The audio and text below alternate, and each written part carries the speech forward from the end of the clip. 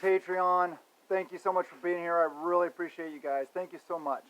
I hope you're having a wonderful day, and I hope you're prepping a little every day, and I hope you're working on your fitness. This is more of a mental fitness. This is situational, this is observation. YouTube is situational awareness, but observation is very key. It's all about being alert, keeping your head on a swivel, looking out for things, observing things, noticing differences, and those kind of things.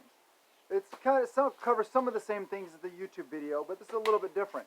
Observation. Use all your senses in observation. And apologize for the BB gun shooting in the background, but that's my 12-year-old doing some target practice. Anyway, so use all your senses, and then when you're observing, you're constantly scanning. Like I said, that's what head on a swivel means. You're looking at everything, you're observing everything, you're noting everything. One big thing is like this kind of stuff, foliage. If you're out in a rural environment and you got this kind of stuff around you, you need to train yourself to look through the bushes, not at the bushes. If you look at the bushes, you just see what's in front. You see the very face, what you see here in camera. You need to train yourself to look through them. You can look through foliage. Some are more difficult than others. Obviously, like those blackberry bushes are difficult to look through. But you need to be out there when you're out in a rural environment. Practice this all the time. It's a good skill to have. Try to see what's beyond the bushes. Try to see if you can see through them. Train your eyes to do that. It's a good skill to have. It'll be very, very useful to you. Trust me. Night. When you're out at night, don't use white light, obviously. Use red lenses or green lenses on anything you need to observe, like your maps or your gear or whatever it may be. That doesn't destroy your night vision, because night vision can take up to 30 minutes to get back. And when you're observing things at night also, your eyeball has rods and cones. The rods are on the outside of the eye. That's what you see in low light conditions. And when you're scanning around, you'll see at night, I don't know if you'll notice this, but if you look directly at something, you won't be able to see it. Look slightly off center at it. Then you'll be able to see it. Peripheral vision type stuff. And also, even then, if you just keep your eye in one spot, it'll slowly fade away. That's the effectiveness. That's how your eyes work, the rods. So if you're looking at something, and then you move it back to the other side of it, and then move it back to the other side of it. That's how you observe something at night properly. Yeah, like I said, rods on the outside are for low light. Cones on the inside, that's for what you use in normally daylight. Look side to side, moving your eyes, like I just said. Also at nighttime, observation isn't just your eyes. It is also smell and hearing, and the hairs on your back and your neck, your sixth sense. Hearing is amplified at night. You can hear more at night.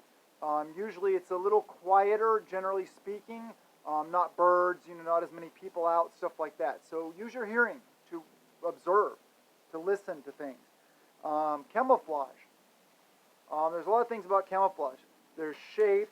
I forget all these. Well, I know I'll forget them if I don't look.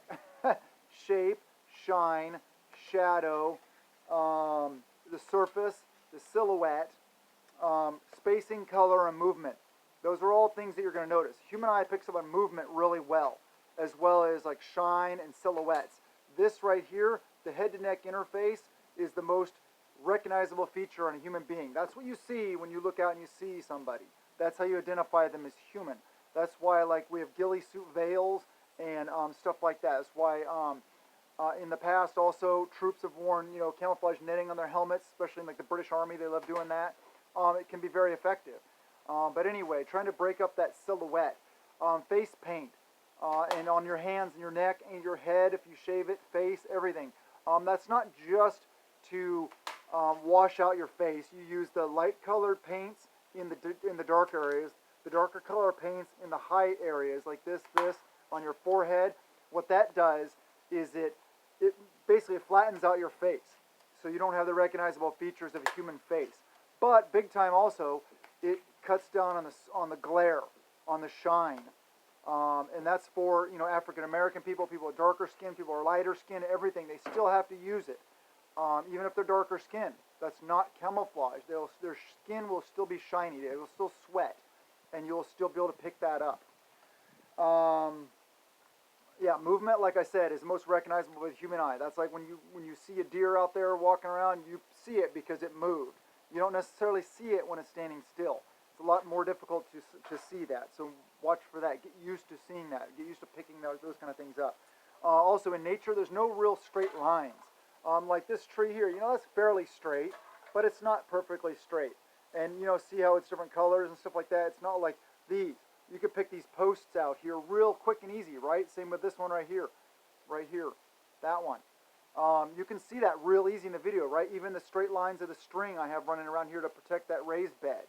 Those are things the human eye picks up on real quick. So be observant for straight lines if you're out in nature.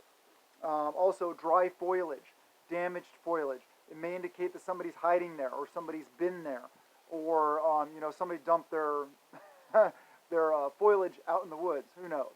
But yeah, be observant. Keep your head on a swivel. Always be noticing. Always be looking at everything. It's something very easy to train. Anytime you're out, if you're driving to work, if you are out in your yard, if you're walking around town, if you're walking on the woods, going hiking, camping, fishing, hunting, anything. Hunters know that you got to be observant. You got to be able to observe things. You be able to recognize them. Always, in a high threat situation, you got to keep your head on a swivel so that you see everything around you. What's going on. That's one reason, like we show doing reloads. Okay, we don't put our gun down here and do a reload. Put our head down. We do it up here in our workspace so that you're reloading. You're looking at the gun, but your peripheral vision still sees threats out there. That's part of being observant. So make sure you're doing that. Make sure you're not reloading down here. If your rifle sling is set up improperly, you can't bring it into your workspace, then adjust your sling. It's set up improperly.